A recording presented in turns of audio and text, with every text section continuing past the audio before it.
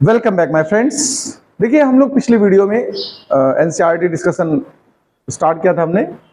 5.5 तक हो चुका है। अब हम लोग 5.6 की बात करते हैं, मैग्नेटिज्म एंड मैटर। देखिए 5.6 क्वेश्चन हमसे क्या बोला है और हमें क्या फाइंड करना है, इस पे बात करते हैं। A closely bound solenoid 2000 turns. देखिए नंबर ऑफ टर्न गिवन है, मतलब आपको n गिवन है, n आपका है 2000। Area of cross section A given है, वो हमारा 1.6 10 to the power -4। Carrying a current I देखिए कितना गिवन है हमें, 4 ampere. Is suspended through its centre along it to turn in horizontal plane. अब देखिए हमसे डिटरमाइन क्या करने का है क्वेश्चन में। फर्स्ट पार्ट है what is the magnetic moment associated with the solenoid. Magnetic moment हमें फाइंड आउट करना है, एम फाइंड करना है। अच्छा, एम का फॉर्मूला हम लोग पीछे बता चुके हैं, एन आई ए। क्लियर बात? एन गिवन है, आई गिवन है, एरिया गिवन है, चलो वैल्यू रखते हैं। तो फिर M is equal to N मतलब 2000, आई मतलब करंट यानी 4, area of cross section 1.6 10 to the power -4। अगर हम इसको सिंप्लीफाई करें तो डेसिमल था हटा लिया, एक जीरो तो कैंसिल हो गया। 16 4 जा 64 और 64 2 जा 128 और डबल जीरो हमारे पास पहले से यहां उपस्थित है। तो फिर ये रिजल्ट है।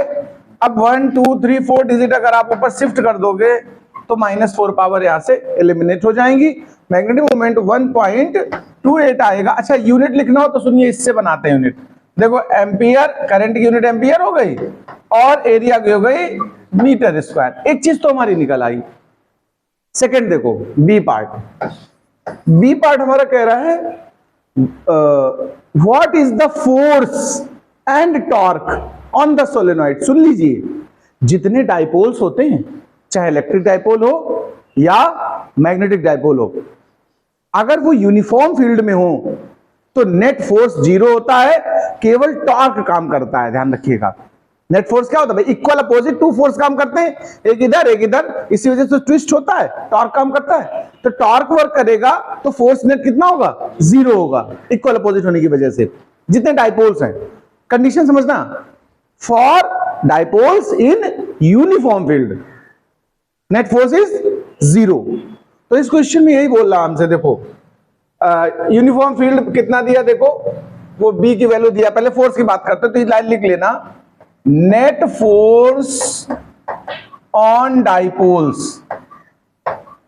यहां देखो सोलेनॉइड भी डाइपोल होता है, मैग्नेट जो बार मैग्नेट होता है वो भी डाइपोल होता है, इलेक्ट्रिक डाइपोल में भी यही सब सिस्टम है।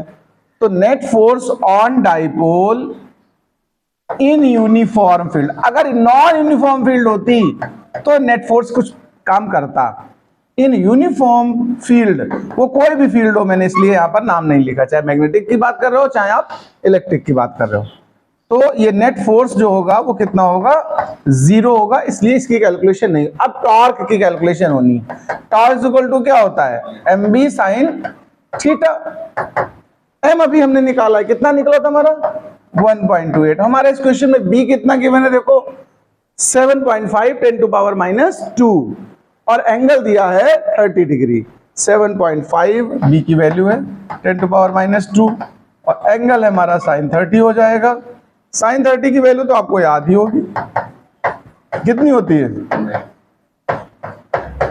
1/2।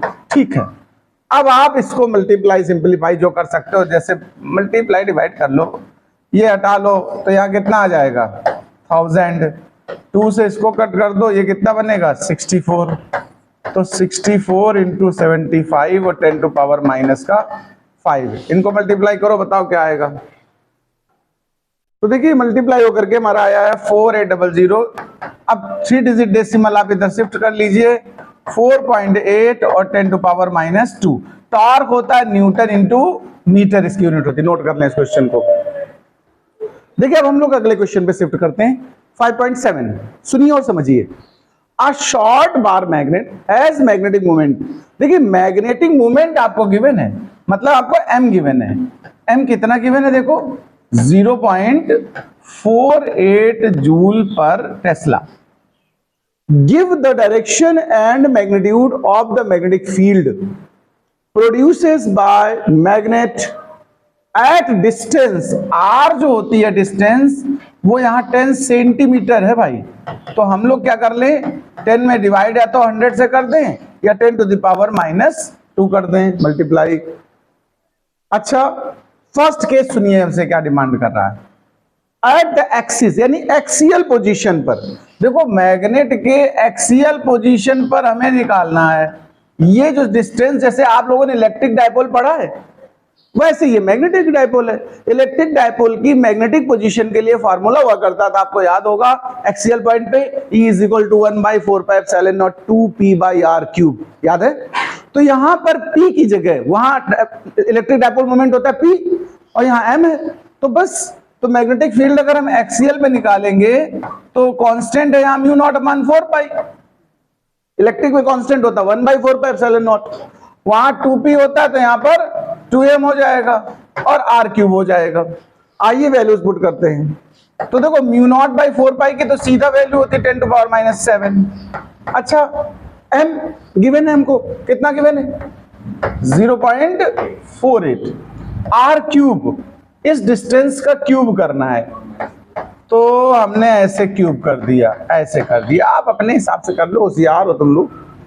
अब देखो ये डेसिमल हटा दो 2 डिजिट और 2 0 ले आओ, तो टोटल नीचे 5 0 इकट्ठा हो गए।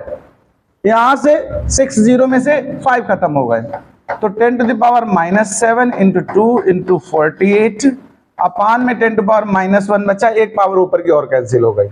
48 2 जा कितना होता है भाई जी 96, और 10⁻⁻6 बना वैसे, बट स्टैंडर्ड नोटेशन के हिसाब से हम कहें तो -5 बचेगा। टेस्ला। बात आती डायरेक्शन की, जैसे इलेक्ट्रिक में होता था वैसे ही यहां मैग्नेटिज्म में भी होगा, ठीक है।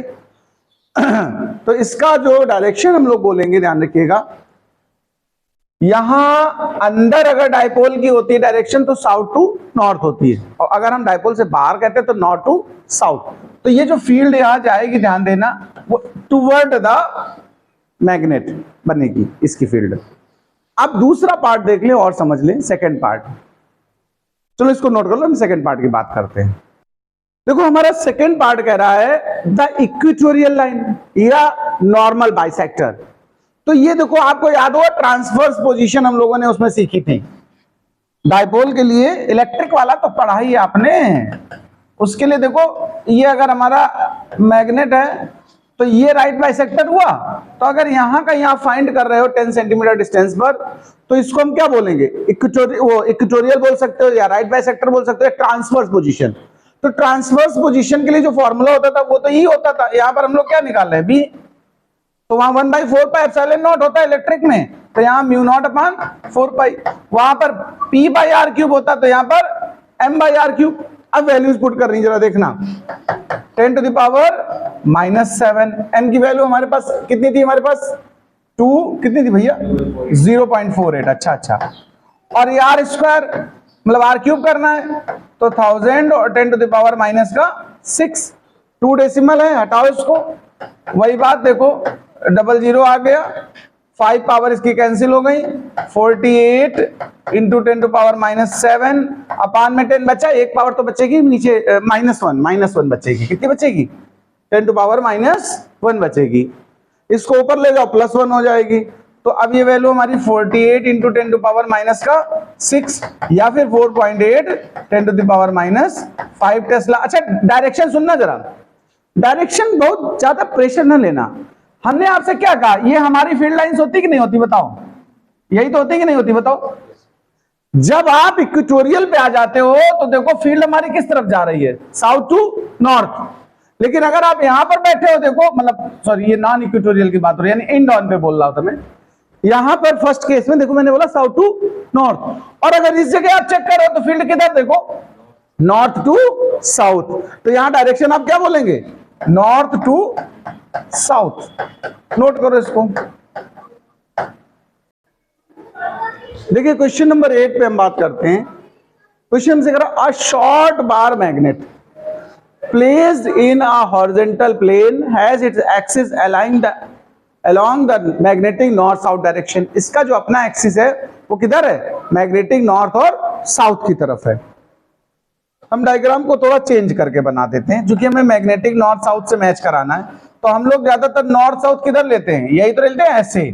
तो बार मैग्नेट एक्चुअल में इस तरह रखा है, यूं समझो आप, मैग्नेटिक नॉर्थ साउथ में रखा है, इस तरीके से बार मैग्नेट रखा है। Null point are found on the axis of the magnet 14 centimetre from the centre. जो नल पॉइंट आया, लेट कर लो इस जगह नल पॉइंट आया एक्सिस पर, वो सेंटर से कितनी डिस्टेंस पर आया है, 14 सेंटीमीटर पे आया है मैग्नेट के सेंटर से। अब आगे सुनिए, the earth magnetic field at the place, इस प्लेस पर जहां नल पॉइंट आया है, अर्थ की मैग्नेटिक फील्ड, देखो ये बी अर्थ या बी एच लिख दो, वो कितना आया है 0.36, ये कह रहा है क्वेश्चन। अच्छा एक बात समझना, एट नल पॉइंट अगर बात करूं मैं, नल पॉइंट का मतलब ही क्या होता, सुनिए, अर्थ की मैग्नेटिक फील्ड का horizontal component must be equal to magnetic field of the magnet. जब ये दोनों इक्वल होते हैं और अपोजिट होते हैं, बीई एच लिख दिया, अर्थ की मैग्नेटिक फील्ड का horizontal component must be equal to magnetic field of the bar magnet and opposite. और डायरेक्शन कैसी होती है, अपोजिट, तभी तो एक दूसरे को कैंसिल कर देंगे और न्यूट्रल पॉइंट आ जाएगा। बोलो भाई, तो यहां पर बीई की वैल्यू तुम्हें दी है अर्थ के मैग्नेटिक फील्ड की, और अपने आप समझ जाओगे कि वही तो मैग्नेट की फील्ड होगी। बोलो, दैट इज, इसका मतलब है फील्ड ऑफ मैग्नेट या bar magnet, field of bar magnet at axial point, देखो axial point at distance 14 centimetre is equal to 0.36। Indirect way में ये समझाया, नल पॉइंट पे बताया कि अर्थ का फील्ड है, और नल पॉइंट पे जितना अर्थ का फील्ड होता है उतना ही मैग्नेट का होता है, तभी तो नल हो पाता, वो पॉइंट न्यूट्रल हो पाता है। तो यानी हमको इस मैग्नेट का फील्ड एक्सियल पर गिवन है 14 पर, और क्वेश्चन आगे बढ़ के हमसे वो पूछ के आ रहा, जरा देखना जरा, what is the total magnetic field on the normal bisector of magnet at the same distance as the null point। जितना यहां पर था उतनी डिस्टेंस इधर बताओ हमको, ये पूछ रहा है। यहां की फील्ड तुमसे रिक्वायर्ड है 14 सेंटीमीटर वाली इस जगह पर। अच्छा तो अब सुनो, यहां नल पॉइंट आया, यहां नल पॉइंट नहीं बोला है, यहाँ नेट फील्ड मांगी है। तो इस मैग्नेट ने जो यहाँ फील्ड प्रोड्यूस की होगी, हम उसकी वैल्यू निकालने जा रहे हैं। अब उसकी वैल्यू देखो, अगर मैग्नेट ने यहां पर इतनी फील्ड प्रोड्यूस की थी तो ये एक्सियल होता है कि नहीं होता, बताओ, बी एट एक्सियल है, ये एक्सियल का जस्ट हाफ होता है नॉन उस पे इक्वेटोरियल पॉइंट पे, याद है भाई, उसमें 2m अभी पढ़ाया था पीछे, और इसमें m होता है। तो हम कहेंगे एट राइट बाइसेक्टर या ट्रांसवर्स पोजीशन पर फील्ड बिकम्स जस्ट हाफ। चाहो तो फार्मूला लिख दो भाई, एक्सिस पे फार्मूला क्या होता बताओ, mu naught upon 4 pi 2m by r cube होता है, और यहां पर क्या होता है, mu naught upon 4 pi m by r cube. आप फार्मूले से कंपेयर करके बता सकते हो आप क्यों हाफ हो जाती है। तो यानी यहां पर रिजल्ट कितना आना चाहिए, 0.18 Tesla. This is the result of this question, note down.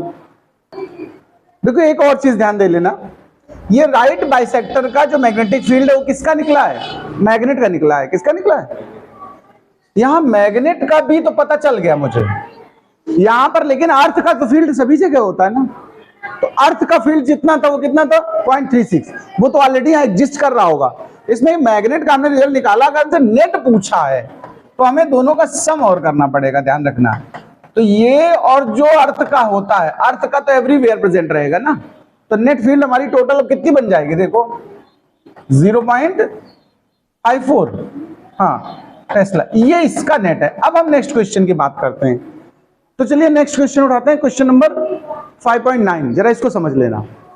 कह रहा if the bar magnet in exercise 5.13 लिख दिया है, गलत लिखा है, इसी क्वेश्चन की बात कर रहा है ये 5.8 की।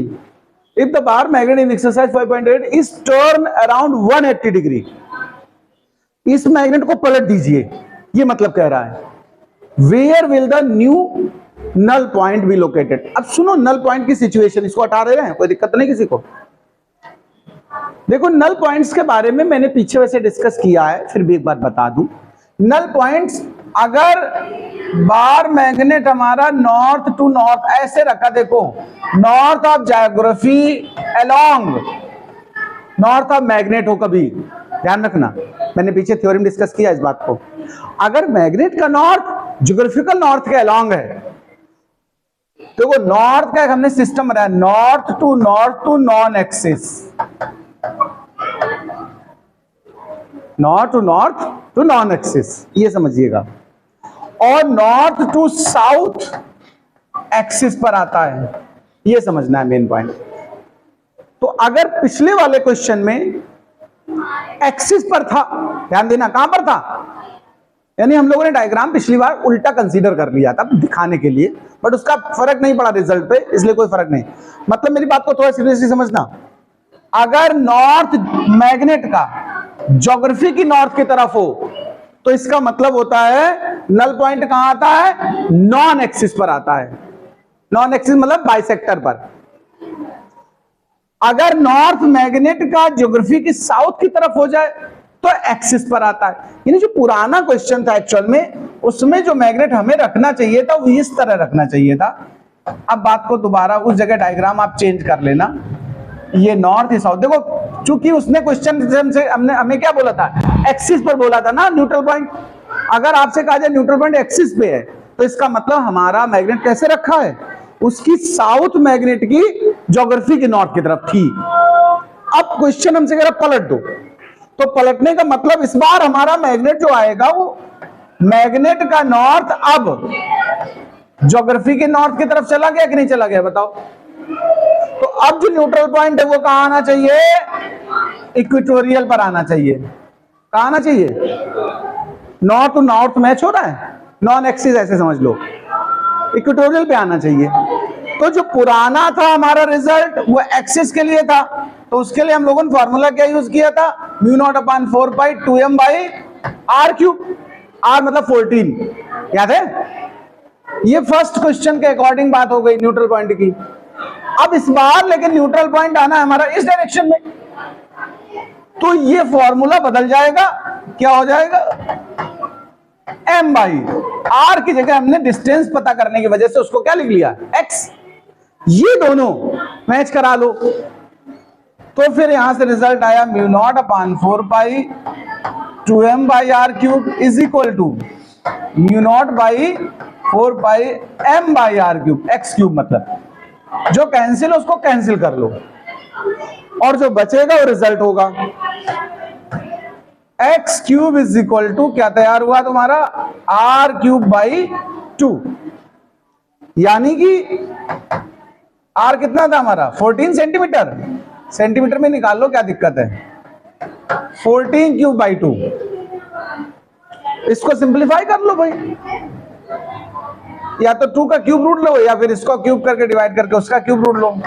14 14 14, अब ये तुम्हें सॉल्व करना है भाई, बाई 2, तो 196 इंटू 7, यही तो बचेगा। 7 6 कितना होता है 42, 7 9 63 और 4 67, 7 1 7 और 6 13। क्या इसका क्यूब रूट निकाला जा सकता है, निकालो। अच्छा सब लोग क्यूब रूट फिर बताते हैं आंसर। देखिए अगर क्यूब रूट की बात करें तो 1331 होता है, ये 11 का क्यूब होता है, और ये थोड़ा सा ग्रेटर है, तो अप्रोक्सीमेट 11 कह सकते हो x की वैल्यू, ये 11.1 के आसपास आएगा, आप निकाल लीजिएगा। दिस इज द रिजल्टेंट, ये हमारा इतनी डिस्टेंस पर नया न्यूट्रल पॉइंट होगा, नोट डाउन कर लीजिए।